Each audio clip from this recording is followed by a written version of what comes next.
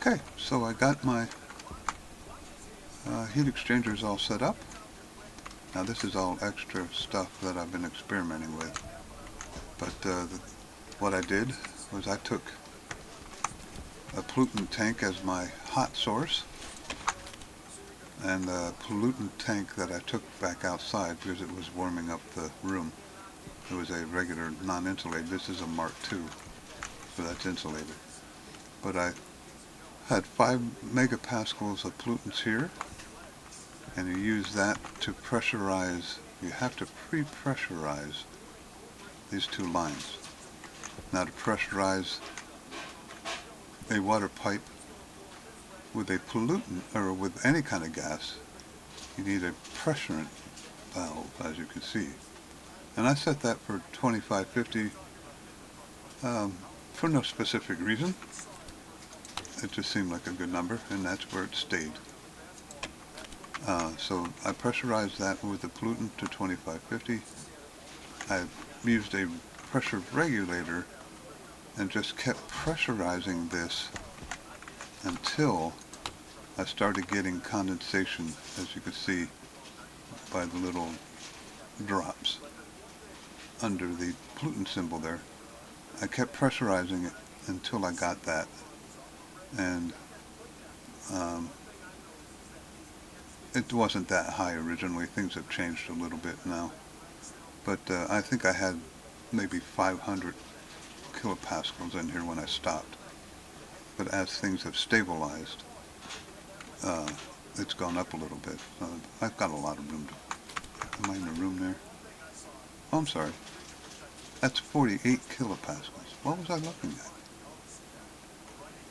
Okay, sorry. 48 kilopascals. So that's about the same, somewhere in that range. But this system does work. There's a couple key things you have to realize. And again, this is slowly, this room was at one point 42.7. It's now 30.7. So it is working. I have this set to stop at 25 Celsius. You see the pipe is 27.9. The room is 30. So it is exchanging the heat. I'm not only heating this room, I'm heating the whole base, so it takes a while. A couple things I've learned. Again, let me show you how I got this set. This is set for 3.6 megapascals. There's a reason for that. If I called up pollutants,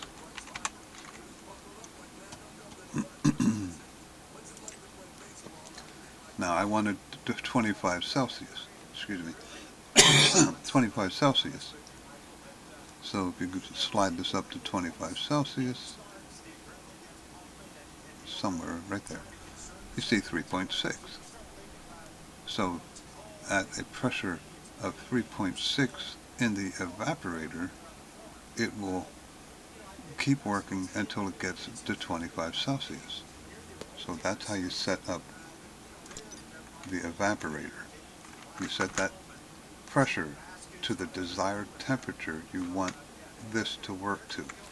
And this will keep working until it gets to 25, and then it'll stop and only come back on or start again once it gets above 25 in the room.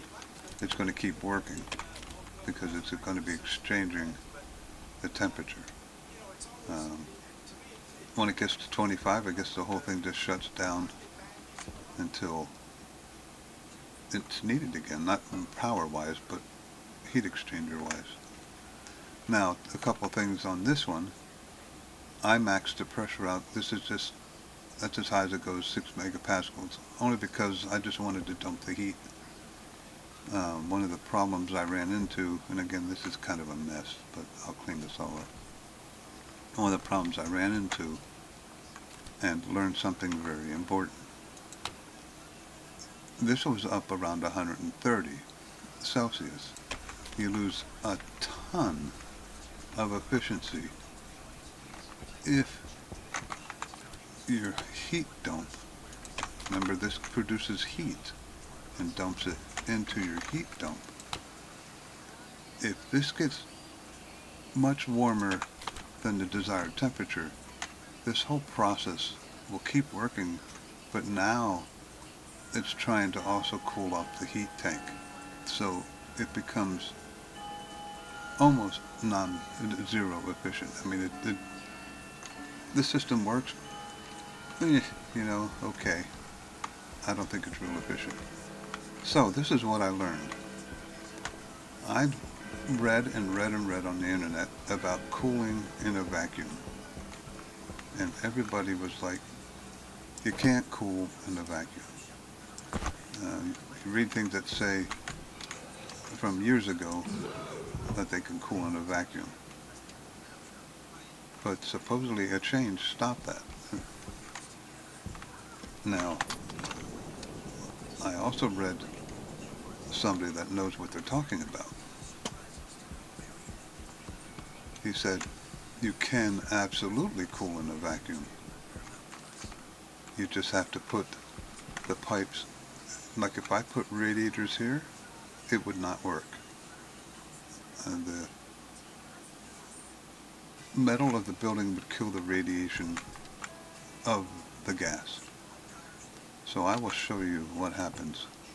I know it's 76.5 or 6. Now, if I have this pipe suspended, boom, get it going down. Now this is in a vacuum. This is Mimas. Now the thing that they said, and I'm going to take that off because I don't want that to overcool. I'm going to take, I might just take 3 of them off, to be honest with you. So, this is a lot of wasted pipe. Now this might go back up now because it is. My system inside is warming the heat tank. Now, don't believe the people that tell you you can't cool in a vacuum, like I did. I was convinced you could not cool in a vacuum. It's totally false. You can cool in a vacuum. And my base is a mess right now because I was experimenting with all this stuff.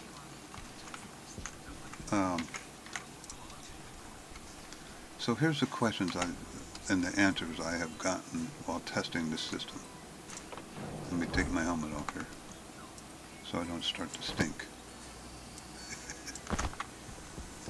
Okay, the questions I have. If you can cool in a vacuum,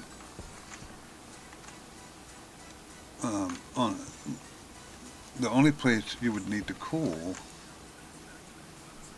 or this system to cool, would be on a hot planet, which makes sense.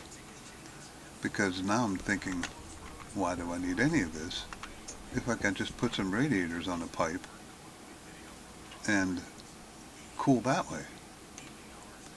The problem is, and I've tested this, see, I put this valve on here to disconnect it from the heat dump. Watch what happens. Look at the temperature crash, and now that's with one radiator. And I've tested it, it went below 0.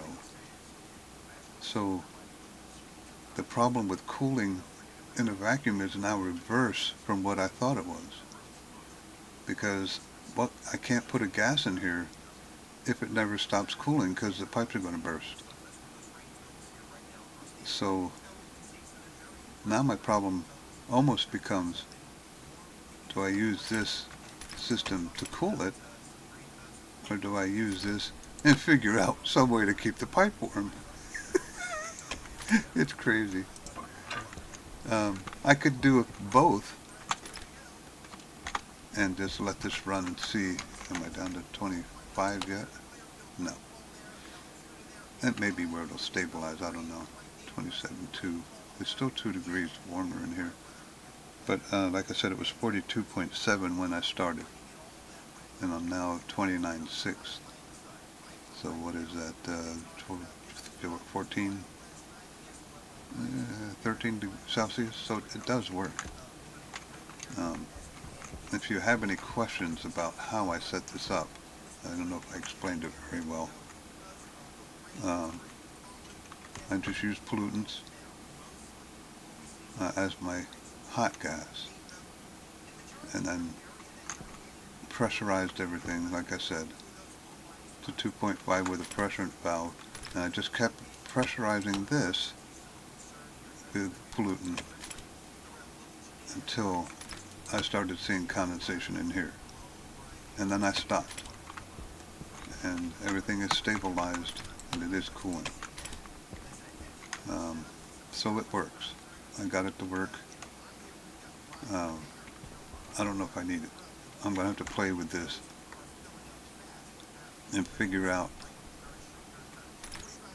is there a way I can keep the gas in the pipe cool enough to use that to cool my room instead of 100 watts and all this space. Well, again, I can clean all this up.